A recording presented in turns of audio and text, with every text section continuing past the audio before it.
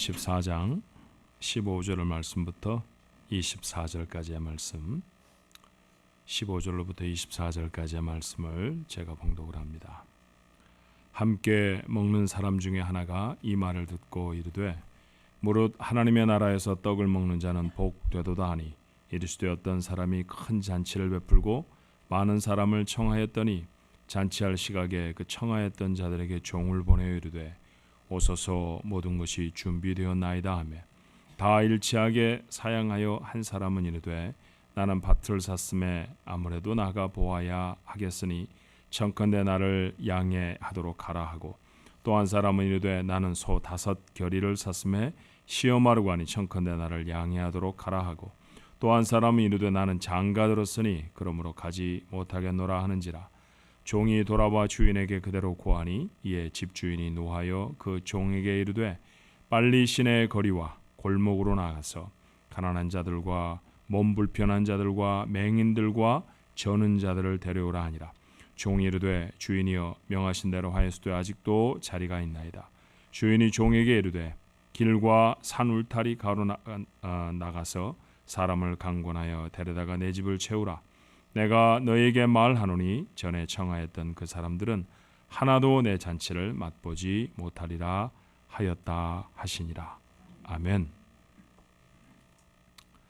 감사절 잘 지나셨나요? 오랜만에 가족들하고 만나신 분도 계시고 아직도 여행 중이신 분도 계시더라고요.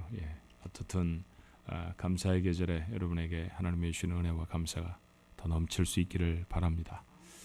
추수감사주일 바로 다음 날은 뭐라고 하죠? 블랙 프라이데이라고 합니다. 블랙 프라이데이. 왜 블랙이라는 이름이 붙었을까요? 검은 금요일. 그러니까 좀 으시시하고 음침해 보이지 않습니까? 물건을 싸게 판다라는 거는 우리가 잘 아는데 왜 블랙인지는 잘 모르시죠? 보통 소매상에서 가을이 되면 계속해서 매출이 떨어져서 적자를 기록한답니다. 손해를 본다 그럴 때 적자라고 말하는데, 적자라는 말은 빨간 글씨로 쓰기 때문에 적자인 것이죠. 그런데 이렇게 추수감사주일이 끝나고 큰 세일을 하면 갑자기 매출이 올라서 흑자로 전환되는 거예요. 그래서 처음 까만 글씨로 쓰게 되는 날이라 그래서 블랙 프라이데이 그렇게 썼다는 거예요. 그래서 야, 이거 괜찮은 말이구나, 음침하게 생각했는데 꼭 그럴 게 아니구나 라는 생각이 들었습니다. 근데 흑자를 남길 것이 장부만은 아니잖아요, 그죠? 인생에도 흑자를 남겨야 할 줄로 믿습니다. 가을에는 특별히 열매가 좀 우리에게 맺혔으면 좋겠는데 믿음의 열매도 봉사의 열매도 우리의 삶에 있기를 바랍니다. 옆 사람하고 같이 한번 격려하며 인사할까요? 자, 이번 가을에는 인생의 열매를 맺으십시다. 같이 한번 인사하십시다. 이번 가을에는요, 인생의 열매를 좀 맺었으면 좋겠습니다. 감사절에 누군가를 초대해 보시기도 하셨을 것이고요. 또 초대를 받기도 어쩌면 하셨을지 모릅니다. 누군가에게 초대를 받는다는 것은 참 좋은 일이죠. 기쁜 일이고요. 목사가 되어져서 예수님이 받지 못했던 그런 환대를 받을 때는 황송스럽기도 하지만 그런 초대를 받으면 참 기쁘고 즐겁답니다. 아주 근사한 레스토랑에서 어떨 때 초대를 받기도 하고요. 보통 사람이 가지 못하는 어떤 특별한 장소에 행사를 진행하기 위해서 초대를 받기도 해요. 그렇지만 그 많은 초대 중에 제가 오랫도록 기억하는 한 가지의 초대가 있답니다. 제가 다니던 중학교는 마침 서울에 있는 동대문 운동장 바로 앞에 있었어요. 서울에 동대문 운동장이라 큰 운동장이 있었잖아요. 웬만한 경기는 다 거기서 열리던, 요즘이야 그것과 규모가 비교도 되지 않을 그런 많은 운동 시설이 있지만 그때는 그게 제일 컸습니다. 학교를 마치고 나오면요, 막 게임을 하는 거예요. 전광판에 막 불이 다 들어와 있고 그 안에서 막 함성이 울려 퍼지고 하면은 정말 들여다보고 싶어요. 그런데 들어갈 수가 없습니다. 일단 돈이 없어서 표를 살 수도 없거니와 슬쩍 들어가는 것도 우락부락한 경비 아저씨들이 이 입구마다 다 지키고 있기 때문에 들어갈 수가 없죠. 그래서 고만고만한 이제 중학생들이 목을 길게 빼고서는 그 안을 들여다보는 거예요. 많은 문 사이로. 그러면 파란 잔디밭에 선수가 공을 차고 지나가면 잠깐 보이고, 또 이쪽으로 가면 또 잠깐 보이고, 공을 가지고 갔는데 어떻게 됐나 하면 소리가 와 들립니다. 골인이 됐다는 소린지 공을 빼앗겼다는 소린지 정말 답답하기가 그지가 없어요. 그래서 고개를 이리 빼고 저리 빼면서 한참을 기웃거리죠. 그런데 갑자기 그 문에서 그 출입을 지키던 아저씨가요, 쑥 쳐다보시더니 들어가, 그렇게 얘기를 하시는 거예요. 얼마나 기쁜지 말이죠. 친구들하고 손을 붙잡고 막 마치 이렇게 본물이 터지듯이 이렇게 물살이 막 빠져나오듯이 막 그렇게 운동장으로 들어갑니다. 정말 멋있어요. 조명이 화려한 운동장, 파란 잔디밭에 선수들이 막 뛰고 있습니다. 그런데요, 한참 소리를 지르려고 하면 경기가 다 끝나는 거예요. 불과 한 10분쯤 되었을까요? 얼마나 아쉬운지. 사실은 거의 끝날 때쯤 되어져서 경비 아저씨가 인심을 써주신 것이죠. 그래도 참 감사했답니다. 들어갈 때는요, 몰려 들어가느라고 인사도 잊어버렸는데 나올 때는 우리 친구들이 다 깎아머리에 모자들 벗고 고맙습니다 이러고 나왔던 기억이 있어요. 여러분, 이것도 초대이기는 하지요.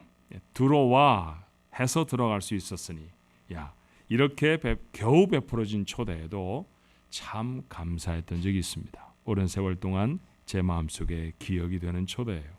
근데 여러분 아십니까? 하나님에 대한 이름이 참 많지만 하나님은 사실은 초대하시는 하나님이시랍니다. 이사야 1장 18절에 보면 이런 말씀이 있죠. 여호와께서 말씀하시되 오라 우리가 서로 변론하자. 너희의 죄가 주홍 같을지라도 눈과 같이 희어질 것이요 진홍같이 붉을지라도 양털같이 희어되리라. 오라. 하나님이 부르시죠. 요한복음 7장 37절에도 이런 말씀이 있어요. 명절 끝날 곧 큰 날에 예수께서 외쳐 이르시되 누구든지 목마르거든 내게로 와서 마시라. 당신에게로 오라고 말씀하십니다. 우리가 너무 감사히 생각하는 말씀, 어렵고 힘들 때마다 위로가 되는 말씀, 마태복음 11장 28절의 말씀이죠. 수고하고 무거운 짐진 자들아 다 내게로, 그 다음에 뭐죠? 오라. 내게로 오라. 내가 너희를 쉬게 하리라. 하나님은 초대하시는 분인 줄로 믿습니다. 그것도 말이죠, 어마어마한 잔치에 처음부터 불러주시는 분입니다. 오늘 본문의 말씀에 보니 주님은 비유 하나를 말씀해 주시면서 이 사실을 우리에게 다시 한번 상기시키고 계세요. 한 마을에 어떤 사람이 큰 잔치를 마련을 했습니다. 많은 사람을 청했죠. 많은 사람을 청해서 크게 잔치를 벌릴 정도였다고 하면 그는 부자였을 것이고 어쩌면 지위가 높은 사람이었을지도 모릅니다. 마태는 이 사람을 왕이라고까지 적었어요. 마태복음 22장 2절에 보니까 천국은 마치 자기 아들을 위하여 혼인 잔치를 베푼 어떤 임금과 같으니, 오늘 누가 기록하고 있는 본문의 말씀을 마태는 조금 더 디테일을 살려서 우리에게 보여주고 있죠. 자, 그렇게 지체 높은 분이 큰 잔치, 멋진 잔치를 배설을 하고 사람들을 초청했습니다. 그런데 문제는 초청된 사람들의 반응이에요. 하나같이 거절을 했습니다. 나름대로 이유는 있었죠. 밭을 산 사람, 그 밭을 돌보기 위해 나가야 한다고 했고요. 소를 산 사람은 그 소를 시험해 보기 위해서 잔치에 갈 수 없다고 말합니다.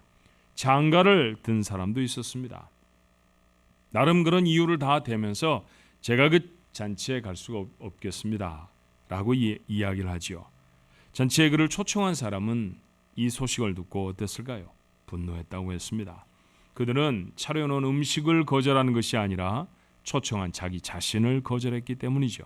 그래서 그는 다른 사람들을 초청합니다.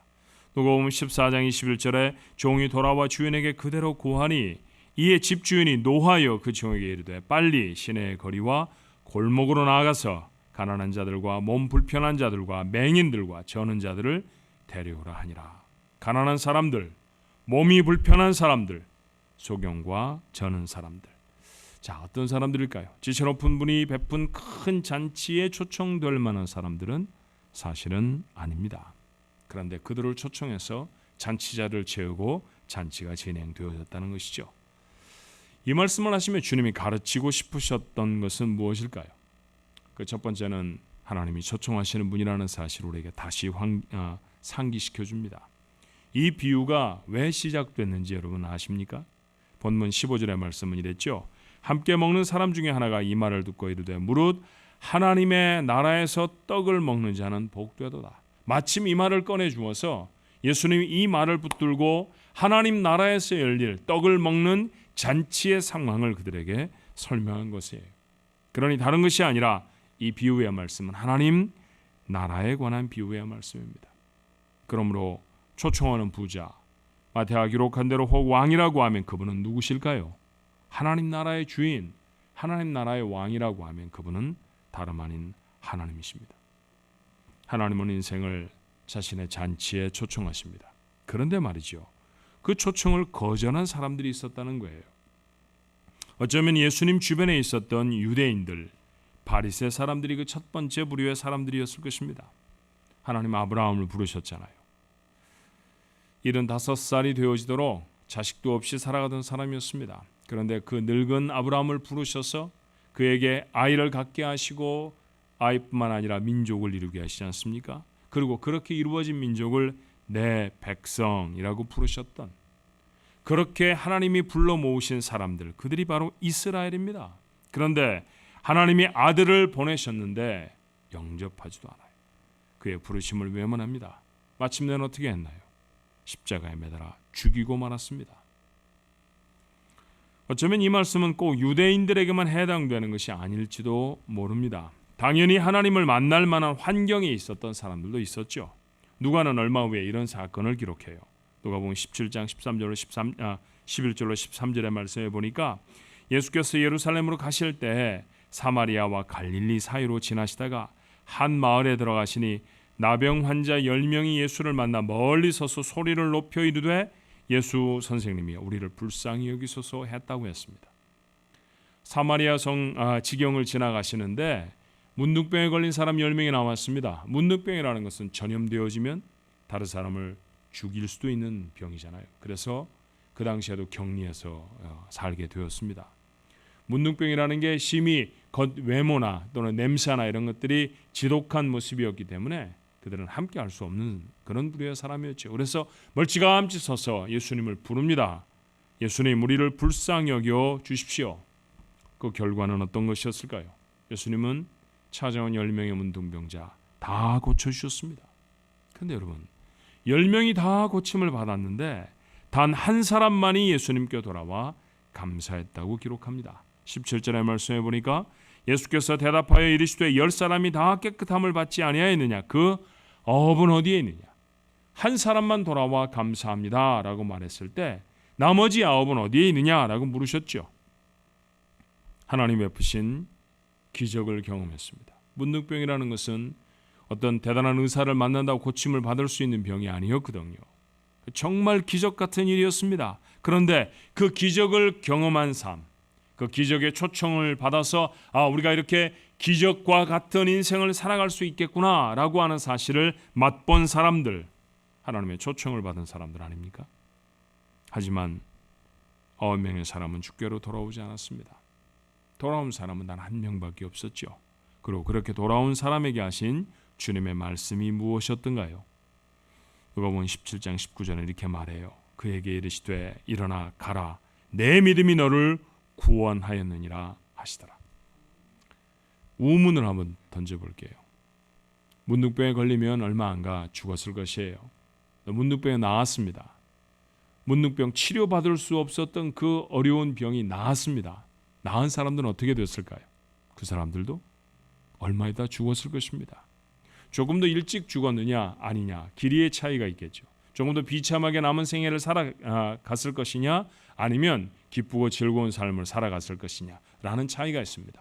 긴 인생을 놓고 보면 사실은 큰 차이는 아닌 것처럼 보여요. 정말로 큰 차이는 뭘까요?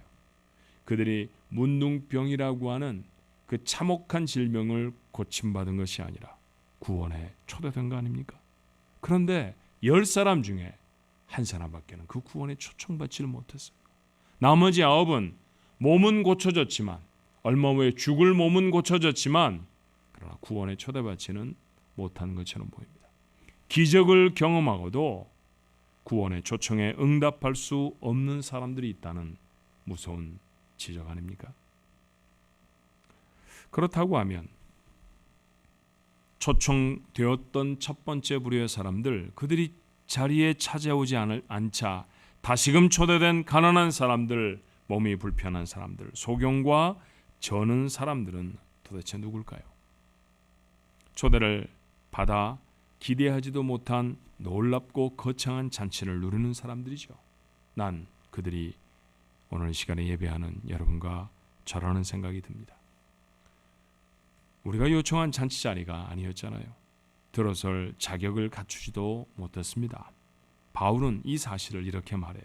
고린도전서 1장 26절에 고린도 전서라고 하는 성경은 고린도 교회에 보내는 편지입니다. 여러분, 교회는 성도들이 다니는 곳이죠. 하나님 예배하고 예수님 자신의 구주로 고백하는 사람들이잖아요. 그런 사람들을 향해서 바울은 이렇게 말합니다. 형제들아, 너희를 부르심을 보라. 육체를 따라 지혜로운 자가 많지 아니하며 능한 자가 많지 아니하며 문벌 좋은 자가 많지 아니하도다. 대단히 똑똑하고 대단히 이렇게 구별된 사람이 별로 없다라는 것이죠.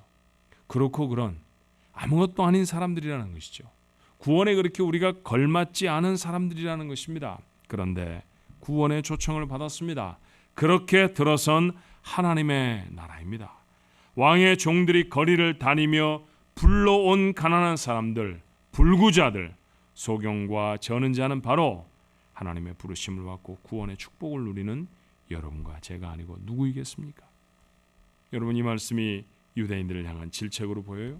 어쩌면 이 말씀을 하셨을 때 주변에 둘러선 유대인들이 우리 보러 뭐라고 그러시는구나 라고 들었을지 모릅니다. 그런데 제게는 이 말씀이 자격 없는 사람들에게 베풀어진 은혜의 이야기로 보입니다.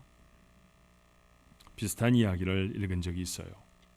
시카고에 사는 한 젊은 여자가 사랑하는 사람을 만나서 결혼을 약속을 했습니다.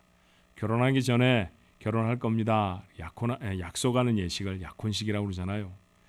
인생에 한 번밖에 없는 것은 젊은 사람들이 대단히 크고 거창하게 하고 싶어 하지 않습니까? 그래서 이 여자는 시카고의 가장 높은 호텔에 가장 좋은 식당을 돈이 좀 부담이 됐어도 예약을 했습니다. 그런데 남녀 관계라는 게 참 알 듯 모를 듯 해서요. 결혼하자고 철석같이 약속을 하고 약혼식 날짜까지 정했는데 남자가 떠나버렸습니다. 그러니 약혼이 파혼이 되어져 버린 것이죠. 한참을 울었어요. 그런데 울다가 정신을 번쩍 차리고 보니까 예약해 놓은 거 해약해야 될 그런 상황이 있다는 것을 생각을 하게 됐죠. 그래서 호텔에 불이 나게 쫓아가서 제가 약혼식을 하려고 했는데 그만 파혼이 되고 말았습니다. 그래서 리셉션을 할 수가 없게 되어졌어요. 그러니 제 예약을 취소해 주십시오. 돌아온 답은 청천벽력 같은 소리였습니다. 이건 취소가 되질 않습니다. 일단은 기간이 너무 짧아서 취소가 될 수가 없네요. 어떡하지요? 당신에게 돈을 한 푼도 돌려드릴 수가 없게 됐습니다. 수천 달러를 그냥 손해를 보게 생겼어요. 여자는 잠시 고민에 빠졌다가 그 사람이 이렇게 말합니다. 그러면 그날 예정된 시간에 파티를 진행하겠습니다. 그리고 조그마한 팸플릿을 만들어서 사람들에게 나누기 시작했죠. 그 팸플릿을 받은 사람은 다름이 아니라 그 호텔 주변에 있었던 노숙자들이었습니다. 그 노숙자들 한 사람 한 사람에게 다 팸플릿을 나눠주면서 몇 월 며칠 날 이 호텔 맨 꼭대기층에 멋진 식당에서 여러분들을 대접하고 싶습니다. 참석해 주십시오. 여러분, 그 초청장을 받은 사람이 하나 둘 약속된 날에 그 호텔 식당에 모이게 됐죠. 시카고의 도심이 다 내려다 보이는 최고의 호텔에서 하얀색 턱시도를 입은 웨이터들에게 냄새가 풀풀 나는 홈리스들이 시중을 받습니다. 때가 새카맣게 낀 손으로 말이죠.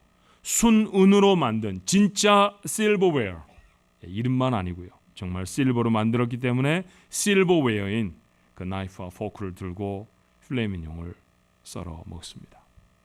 꿈 같은 시간 아닙니까? 여러분, 이게 구원받은 우리의 모습하고 비슷하다는 생각은 들지 않으세요? 도대체 우리가 누구였던가를 잊지 말아야 합니다. 오늘 성경은 가난한 사람, 불구자, 소경, 절뚝발이라고 말하죠. 절대로 멋진 파티에는 초대되지 못할 사람들이었습니다. 내가 뭐 어때서 그런 생각이 드세요? 세상에 옷이라고 하면요, 얼마든지 입고 자랑할 수 있습니다. 그런데 속사람이 훤히 들여다보이는 천국의 잔치라고 하면 못 갑니다. 거기 들어설 수 없습니다. 우리 같은 속사람 가지고, 우리 같은 인생 살아온 궤적을 가지고 그 자리에 설 수 있는 사람들 우리는 못 됩니다. 도무지 영적으로 뭔가를 가졌다고 말할 바가 없는 가난뱅이들 아니었습니까? 예, 은행 통장은 좀 가지고 있을지 몰라요. 잔고는 좀 있을지 모릅니다. 물건은 좀 좋은 거 가지고 있을지 모르죠. 그런데 어때요? 영적으로도 부유하십니까?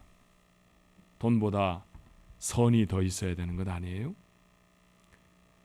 누군가에게 받는 박수나 갈채보다도 누군가를 향한 사랑이 우리 속에 더 풍성해야 하는 것 아닙니까? 용서에 우리는 얼마나 많은 마음을 썼던가요? 우리의 것들을 다른 사람을 위해서 나누어주는 구제하는 모습들 정말 우리에게 있었을까요? 이런 건 할 수도 없었습니다. 불구자였고 볼 수도 없는 소경이었죠. 늘 삐딱하게 서 있거나 걷는다 해도 비쩍거리는 인생들. 오늘 주인이 부르는 이 신체적인 어려움을 가진 사람들의 모습은 우리의 영적인 모습을 표현하는 것에 다름이 아닙니다. 그런 사람들이었습니다. 그런데 하나님이 부르셨죠. 자격도 없는데 와서 누리라고 불러주셨습니다. 하나님의 집을 출입하는 것이, 하나님을 아버지라 부르는 것이, 하나님의 온갖 축복을 누리는 것이 이제 우리에게 가능해진 줄로 믿습니다. 이 감격이 있으십니까? 있어야 합니다. 그 감격으로 살아야 합니다. 나는 단 10분밖에 안 되는 시간이지만 축구장에 들어가 경기를 보게 해준 아저씨, 눈을 감으면 얼굴도 생각이 날 것 같아요. 40년 동안 기억합니다. 영원한 생명의 놀라운 은혜를 왕의 자녀로 누리며 살게 해주신 그 하나님의 부르심, 그 구원의 초대가 가슴에 살아 있어야 함은 당연한 것 아닙니까? 그래야 험한 세상이 이겨요. 그래야 하루를 살아도 부름받은 사람답게 살아갈 수 있을 줄로 믿습니다. Yes, I believe in God. 웬만한 사람이면 다 이해할 수 있는 아주 쉽고 간단한 영어입니다. 예, 나는 하나님을 믿습니다. 그런데 티셔츠에 이 문구를 새겨서 입고 다니던 청소년들이 얼마 전에 있었죠. 사실 이 말은 17살짜리 소녀인 캐시 버넬이라고 하는 아이가 자신을 겨누는 총구 앞에서 했던 말입니다. 1999년 4월 20일 콜로라도주에 위치한 컬럼바인 고등학교에 불량서클에 가담한 두 남학생 에릭 해리스 그리고 딜런 클리볼드라고 하는 아이들이 친구들과 교사들에게 총을 난사합니다. 12명의 학생이 죽었고 1명의 선생님이 죽었습니다. 총을 맞은 다른 23명의 사람들은 큰 부상을 당해 불구가 되기도 했죠. 그 중에 한 아이가 바로 이 캐시 버넬에게 다가가 총구를 들이대고 물었다는 거예요. 너 하나님 믿어? 캐시는 그를 똑바로 쳐다보며 말했답니다. Yes, I believe in God. 그래서 그 남학생이 그 총구를 캐시의 가슴팍에 대고 다시 소리를 쳤어요. 하나님은 없어. 그때도 다시 캐시는 말합니다. 아니야, 하나님은 살아계셔. 너도 그분을 믿어야 해. 화가 난 남학생은 방화쇠를 담겼고요. 캐시 버넬은 그 자리에서 그렇게 목숨을 잃었습니다. 이 사건이 일어난 뒤에 미국의 믿는 청소년들 사이에 Yes, I believe in God이라고 쓰여진 티셔츠를 입고 다니는 운동이 한때 일어났었죠. 17살 소녀는 알고 있었던 것 아닐까요? 하나님이 자신을 영원한 천국의 잔치에 초대해 주셨다는 사실을 말이죠. 그리고 또 알았을 것입니다. 만약 그런 구원의 초대가 없었다고 하면 이 땅의 짧은 인생을 거리를 배회하면서 옷이나 몇 벌 더 사고 타고 다니는 자동차의 종류나 좀 높이며 배회하며 살았을 것을 알았을 것입니다. 그래서 그 아이는 말할 수 있었죠. 17년 그 짧은 시간에 마침표가 찍어진다고 하여도 부르신 하나님을 믿는다라고 말할 수 있었습니다. 같은 믿음의 용기가 우리 것도 해야 하지 않습니까? 그리스도인으로 살아갈 용기를 자꾸만 잃어버리고 삽니다. 그저 들키지 않는 세상 사람으로 몰래 살기를 작정한 것 같아요. 그래서는 잔치에 초대된 사람이 아니지 않습니까? 오늘 한 단어를 마음에 새겼으면 좋겠습니다. 하나님입니다. 구원의 그 놀라운 천국의 잔치에 나를 초대해 주신 내 하나님, 그 이름이 여러분의 가슴에 살아있으면 세상이 감당할 수 없는 인생을 살 수 있을 줄로 믿습니다. 은혜와 능력의 삶, 그것이 오늘 이 아침에 이 말씀을 나누는 우리 가족 모두의 삶이 되시기를 주님의 이름으로 축원합니다. 기도하십시다. 초청을 받고도 거절하는 사람이 있었습니다. 백악관에서 초청장이 오면 저희는 만사를 젖히고 달려갈 것입니다. 가게의 문을 일주일쯤 닫는 것, 백악관에서 대통령이 차려준 만찬 저녁 식사 한 끼를 먹을 수만 있다고 하면 포기해도 좋을 것입니다. 아이의 학교 안 가도 괜찮고요.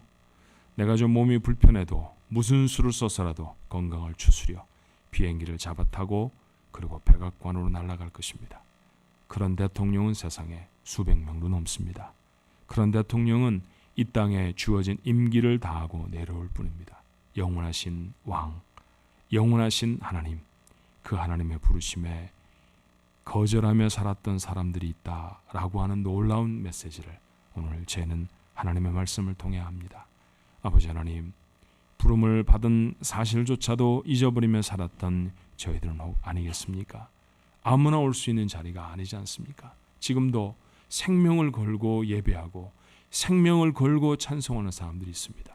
예수를 믿는다는 제목으로 목이 잘려지고 가족에서부터 떨어져 나가야 하며 직장을 잃어버리는 사람이 지금도 비행기를 타고 10시간만 날아가면 만날 수 있는 그곳에 그 사람들이 있습니다.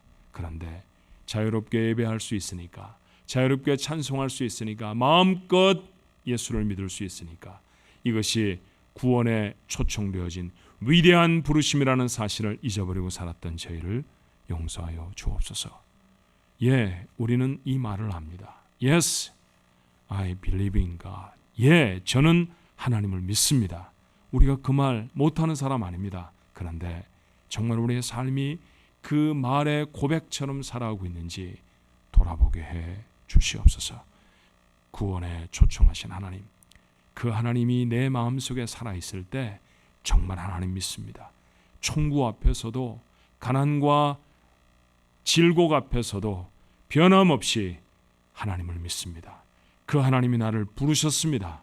그 하나님이 영원한 하늘나라의 잔치에 나를 세우실 것입니다. 그렇게 고백할 수 있는 입술들 되지 않겠습니까? 아버지 하나님, 이 하나님의 이름, 우리를 구원에 초청해 주신 하나님의 이름이 우리의 심장에서 우리가 이 땅에서 생명을 다하는 날까지 살아있게 하여 주시옵소서. 예수님 이름으로 간절히 기도하옵나이다. 아멘.